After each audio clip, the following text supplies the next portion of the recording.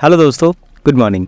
आइए देखते हैं कि कैसे हमारे कर्म हमारे किस्मत को भी, हमारे भाग्य को भी बदलने की ताकत रखते हैं इस कहानी के माध्यम से।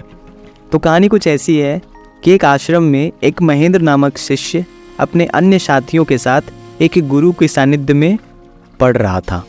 गुरु नित्य अपने सभी शिष्यों को योग ध्यान के साथ साथ औषधियाँ बनाना भी सिखाया करते थे।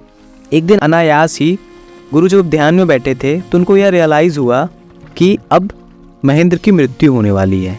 उन्होंने महेंद्र को बुलाया और उससे कहा कि महेंद्र, मैं चाहता हूँ कि तुम कुछ दिनों के लिए अपने परिवार के पास जाओ और उनके साथ समय बिताकर वापस आ जाओ। महेंद्र यह जानकर बहुत ही ज़्यादा आश्चर्यचकित हुआ कि आखिर गुरु अचानक से उसे घर जाने को क्यों कह रहे हैं। बार बार पूछने पर अंततः गुरु ने उसे बताया कि देखो महेंद्र, मुझे यह आभास हुआ है कि अगले 8 दिनों में तुम्हारी मृत्यु निश्चित है। तो मैं चाहता हूँ कि तुम अपने जीवन के अंतिम क्षण अपने परिवार के साथ बिता लो, और लेकिन 7-8वें दिन की सूर्योदय तुम इसी आश्रम में देखोगे। तो तुम 7 दिन के लिए अपने गाँव घर चले जाओ और फिर 7वें दिन की संध्या को तुम वहाँ से निकलकर 8वें दिन यहाँ आ जाओगे। महेंद्र घबरा गया, लेकिन अब क्या करता, मृत्यु तो निकट थी। तो गुरु से आज्ञा लेकर चल पड़ा अपने गाँव की ओर। गांव चूँकि दूर था, रास्ते में बहुत बड़ा जंगल, नदी, तालाब कई आए। सबको पार करता हुआ कई गांवों से गुजरते हुए जब वह जा रहा था तो उसी बीच एक गांव पड़ा जहां पर उसने देखा कि एक अजीब सी बीमारी फैली हुई है और उस बीमारी के कारण दिन प्रतिदिन लोगों की मृत्यु होती जा रही है। हर दिन कोई ना कोई उस गाँव में मर रहा था। चूँकि महेंद्र और वह गुरु औषधियाँ भी बनाते थे तो सभी उन लोगों से परिचित थे। तो जैसे ही गांव वालों ने महेंद्र को देखा, सब दौड़ते हुए उनकी ओर चले आए और उनसे मदद की आग्रह करने लगे। महेंद्र अपने बस्ते से कुछ औषधियाँ निकालकर उनको देता, जिसको वो खाकर उनमें कुछ आराम तो उन्हें मिल रहा था, लेकिन वो चेंज जो वो चाहते थे वो उनको फील नहीं हो रहा था।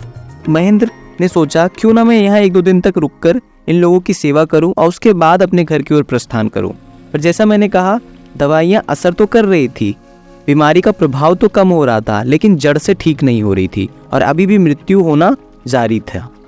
महेंद्र को लगा अब इन औषधियों से काम नहीं चलेगा। वह गांव वालों के साथ जंगल की ओर चल पड़ा और जंगल से नई नई जड़ी बूटियां खोज कर लाया और उससे गांव की ही एक कुटिया में उन जड़ी बूटियों से नई औषधि बनाने लगा। लेकिन नई औषधि सीधे तो किसी को नहीं दी जा सकती, तो उसने उन औषधियों का सबसे पहले ट्रायल खुद पर करना चालू किया। दिन रात वह लगा रहा औषधियाँ बनाने में। इस बीच उसे बिल्कुल भी होश नहीं रहा कि उसे अपने घर भी लौटना है। वह दिन हो रात हो लगातार औषधियाँ बनाता रहता, खुद पर ट्रायल करता रहता। फाइनली एक दिन ऐसा आया जब वह उस औषधि को बनाने में सक्सेसफुल हो गया, जिसके प्रयोग से उस बीमारी को जड़ से ख़त्म किया जा सकता है। उसने यह औषधि जितने गाँव वाले थे सबको खिलाई और इसका इम्पैक्ट ये पड़ा कि सभी गांव वाले स्वस्थ होने लगे। बीमारी ने अपना असर छोड़ना चालू कर दिया। पूरे गांव में खुशियां वापस लौटने लगी।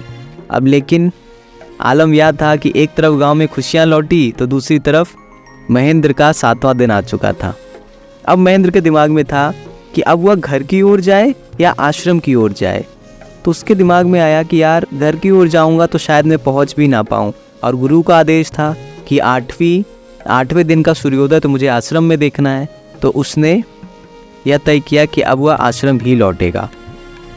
बस फिर क्या था, फिर से नदी तालाब पार करता हुआ वह जैसे ही जंगल की ओर बढ़ा, जंगल पार करने लगा ताकि आश्रम पहुँचे, उसी बीच उसको किसी सांप ने डस लिया और वह वहीं पर गिर पड़ा। क्या लगता है दोस्तों आपको, गुरु की भविष्यवाणी सत्य हो गई?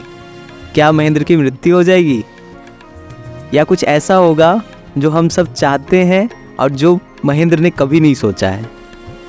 जानना है आपको? चलिए सुनाता हूँ। 8वें दिन का सूर्योदय हो चुका था। अचानक से महेंद्र की आंखें खुलती है और वह अपने आप को आश्रम में पाता है, और आश्रम में उसके सामने गुरु बैठे थे और सारे शिष्य उसको घेर के खड़े थे। गुरु को अपने सामने पाते ही महेंद्र अचानक से घबराकर बैठ गया और उसने गुरु से पूछा, गुरुजी मैं यहाँ कैसे पहुँचा?